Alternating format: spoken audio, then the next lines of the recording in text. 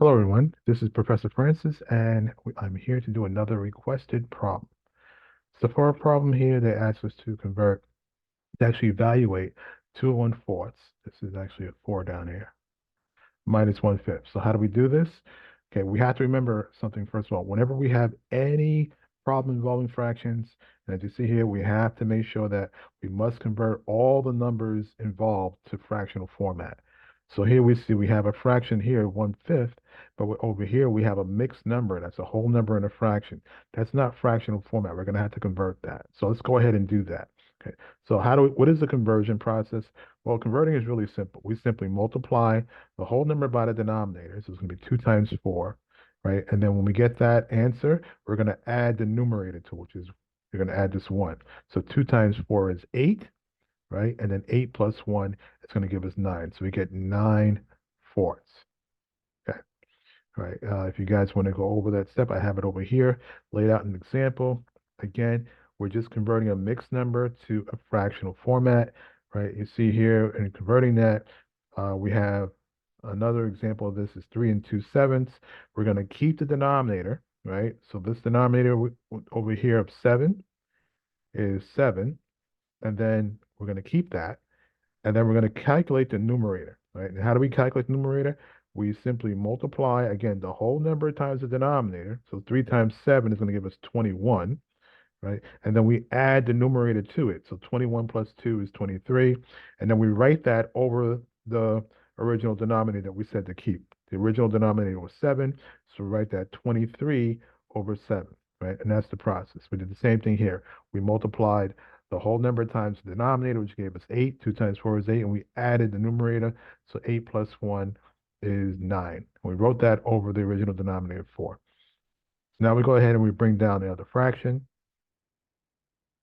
Okay, now we can go ahead and follow rules of addition and subtraction of fractions. So if we look over here to the right, we see that the first step is a two-step process. First step is we must have the same denominators, that means the bottom numbers, for both fractions. Right? So we look at the numbers in the denominator. We have 4 and 5. And we try to find the lowest number that both of these numbers go into. If you can't find one, you can simply multiply them by each other, right? So here, let's do that. So 4 times 5 is 20. So we're going to say our lowest common denominator. We're gonna pick 20 as our lowest common denominator. Right? Now we're going to have to rewrite these fractions, right? It, have the equivalent form of these fractions using the denominator of 20. Right? So how do we do that? Well, we simply say, well, 4 times what gives us 20? 4 times 5. So if we multiply the top and bottom of the fraction by the same number, 5 over 5, we're going to get an equivalent fraction. And that's exactly what we want. And it's going to have the denominator because we picked the number to be 5, which is what we need to get 20 in denominator. So 4 times 5 is 20. That's our denominator. And the numerator is 9 times 5 is 45. So now we have an equivalent fraction of 45 over 20, and it's equivalent to 9 over 4. Now we're going to do the same process for the 1/5. Okay, we have to pick a number that will get us, when multiplied by 5, will get us to 20, right? So 5 times 4 gives us 20, so we're going to use 4. And then we want an equivalent fraction, so we have to multiply the numerator by the same number. So that's going to be 4 over 4. And then we go ahead and carry out the multiplication. 1 times 4 is going to give us 4. And then 5 times 4 will give us 20.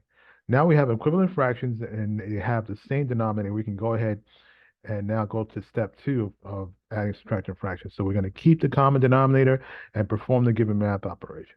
So here we have a math operation subtraction. So we simply say, okay, fine, we keep the common denominator of 20, and we're going to go ahead and perform the math operation in the numerator, right? So 45 minus 4 is going to give us 41.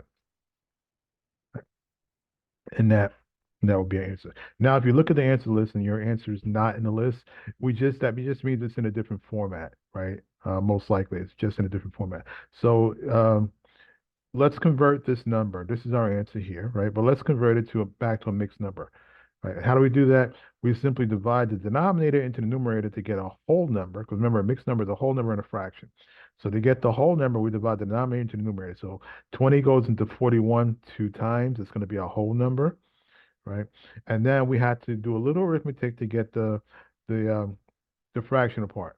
Well, the denominator of the fractional part is going to be the same denominator we have here, so that's going to be 20. And to get the numerator is actually the remainder, right?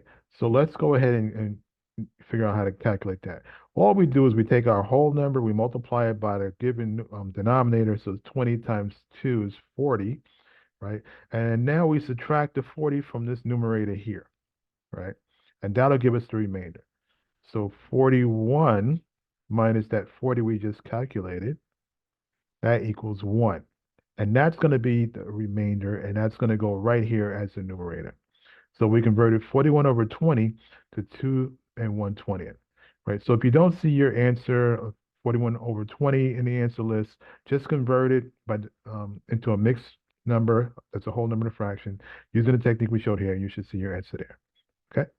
All right, thank you. So I hope this video helped. All right, please remember to like and subscribe, and I will see you on the next problem.